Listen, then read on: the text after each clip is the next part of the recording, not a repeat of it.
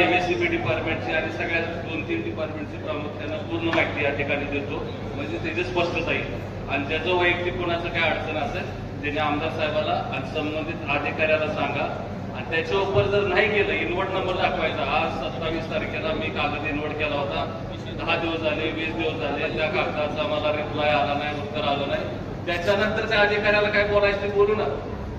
तुम्ही अजून त्या अधिकाऱ्याला माहितीच दिली नाही, सांगितलंच नाही, आणि त्या अधिकाऱ्यावरती बोलण्यात काय मतलब आहे?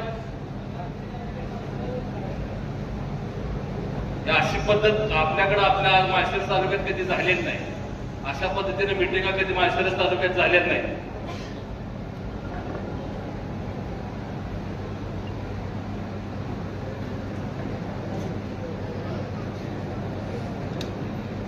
आपल्याला आपल्यालाही अडचणीत असताना, आपल्याही अडचणी असताना अधिकारी आपल्याला मदत करतो. संपूर्ण सामुदायिक तालुक्याचे ज्यावेळेस विषय येतात, प्रश्न येतात, त्यावेळेस अधिकारी मदत करतात आपल्याला. टाळी एक काकानं वाजत नाही ना.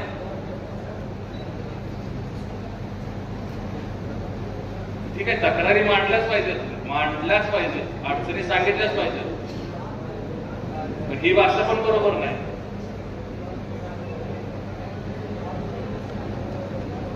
मला या ठिकाणी आवर्जून सांगायचे की काल रात्री मी प्रांत मॅडम यांच्याबरोबर जवळपास 11, 11:30, 12 वाजेपर्यंत मी त्यांच्याशी संपर्कात होतो. आणि आपल्या तालुक्यामध्ये आलेल्या अतिवृष्टीमुळं किंवा नदीकाठच्या पूर परिस्थितीमुळे जे काही गावं बाधित झाली, तिथे सुरुवातीला चेअरमन साहेबांनी भाषणात उल्लेख केला की सर्व एक 8 गावं आणि जवळपास एक 500-550 लोक त्या सगळ्या परिस्थितीमध्ये अडकले होते किंवा त्यांना स्थलांतरित करावं लागलं, समाज मंदिरामध्ये न्यावं लागलं. आणि सकाळी परत 7 वाजता मी प्रांत अधिकाऱ्यांशी बोललो. ते आज त्यांनी सकाळी ब्रीफिंग दिलं. मला 2-3 सूचना या ठिकाणी द्यायचे की कृषी अधिकाऱ्याची लोक इथं असतील, थांबलेले असतील, तर तहसीलदार साहेब व्हिडिओ तुम्ही आवर्जून, आज ठीक आहे, आज काल रात्री ही सगळी घटना घडलेली आहे, आज आपण इथं बैठकीमध्ये आहोत, पण बैठक संपल्यानंतर 2-3 गोष्टींवरती प्रामुख्यानं काम करण्याची आवश्यकता आहे. एकतर तुम्ही ते पंचनामे करणारच आहात, ते रुटीनचं काम आहे, किंवा ते फक्त त्याच्यामध्ये पंचनामे करत असताना कुणीही राहणार नाही, सुटणार नाही याची काळजी घ्या.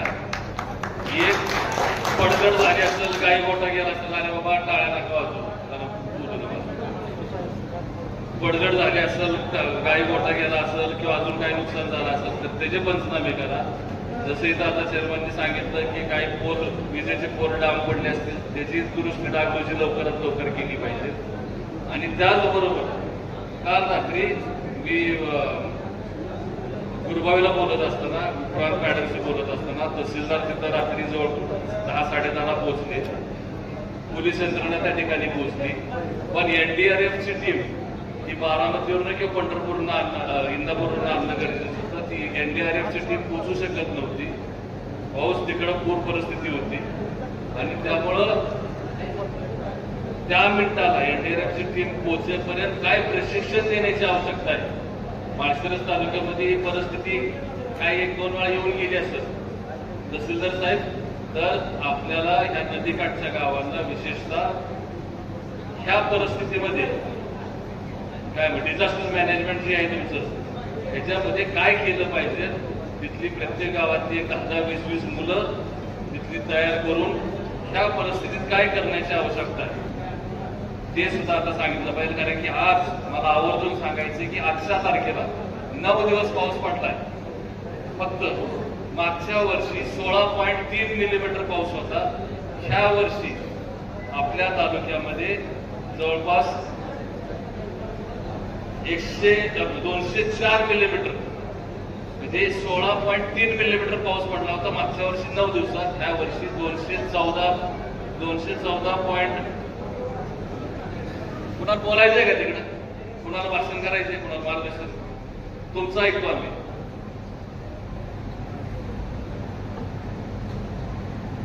9 दिवसात 214 मिलीमीटर पाऊस पडलाय. आपल्या माळशिरस तालुक्यामध्ये सरासरी वर्षाला 450 मिलीमीटर पाऊस पडतो.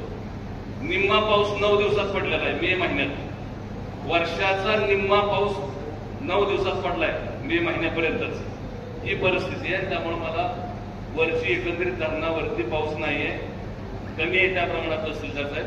त्यामुळे तुम्ही ज्यावेळेस धरणं भरतील आणि पाणी ज्यावेळेस सोडायला सुरुवात करतात त्यावेळेस नदी पात्रात पाणी येणार आहे, खाली संगमला आणि पंढरपूरला फुगवता येणार आहे, त्याचबरोबर तुम्ही कॅनलमधनं पाणी सोडणार आहे.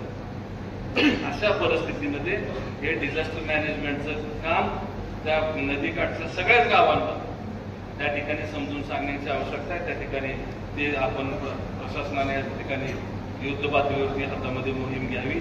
आणि जे शहर आहेत, आता मागच्या वेळेस काय झालं, पिलीवमध्ये पाणी घुसतं तर ते जे काय ते आता PWD आणि त्या ग्रामपंचायतचा विषय होता, ते चुकीचं झालं होतं, गावात पाणी गेलं.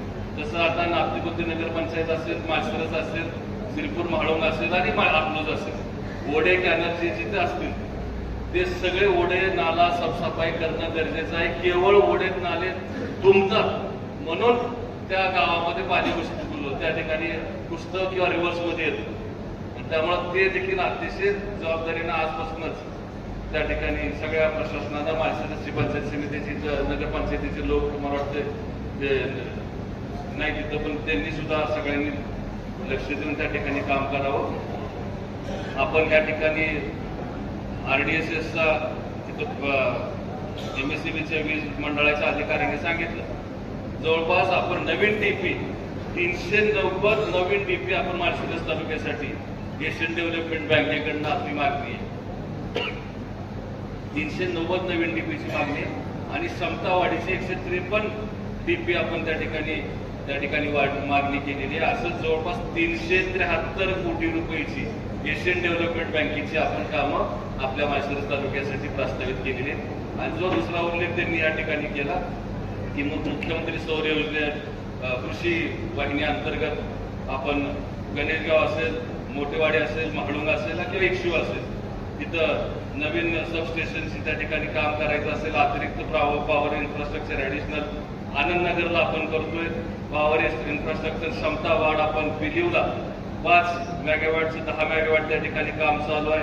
33 kVचे नवीन लाईन, 42 किलोमीटरची नवीन लाईन आपल्या तालुक्यामध्ये टाकण्याचं काम सुरू आहे.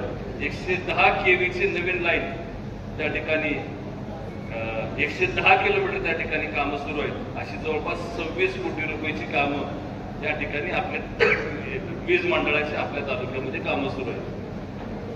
परत तेच प्रश्न यायला नको म्हणून मी स्पष्टपणाने सांगितलं. मग असे अधिकारी बोलत असताना आपण आपसात गप्पा मारत होतो, त्यामुळे अधिकाऱ्याची आपण ऐकून घेतलेलं नसावं म्हणून मी ह्या सगळ्या गोष्टींचा परत एकदा उल्लेख या ठिकाणी करतोय.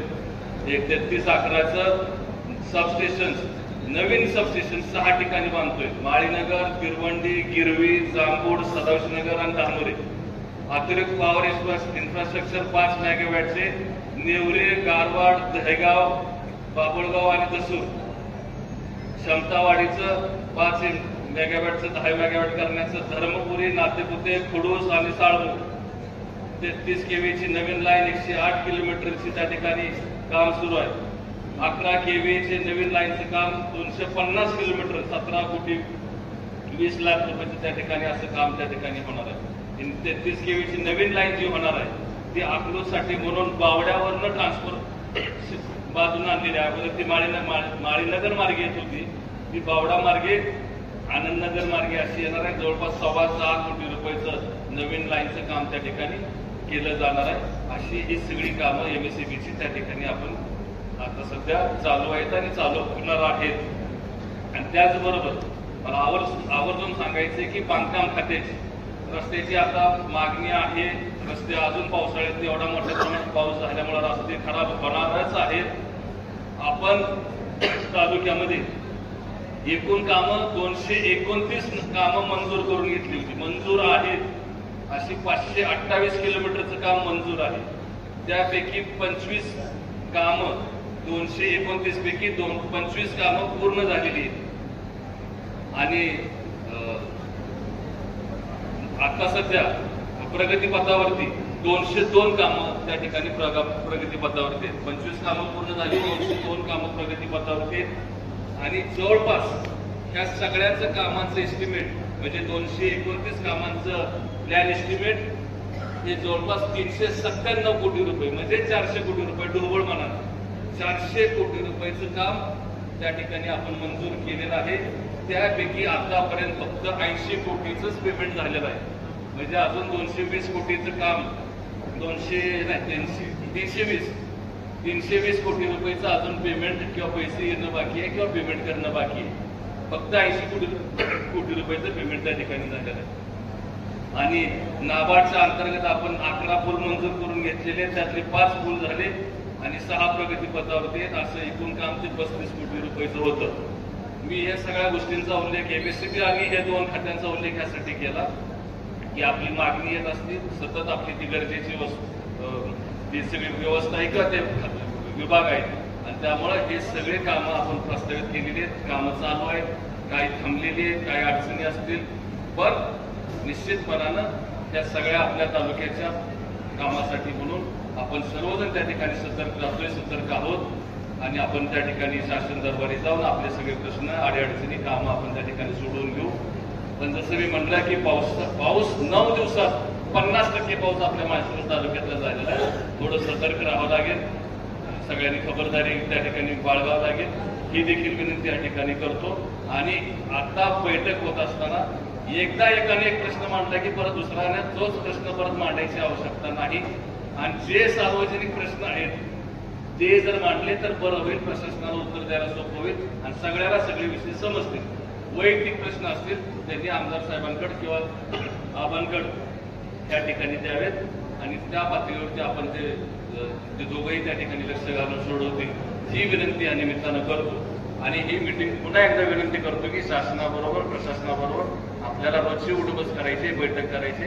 त्यामुळे चुकीचा शब्द जाईल अशी सगळ्यांनी खबरदारी घ्यावी ही विनंती या ठिकाणी करतो.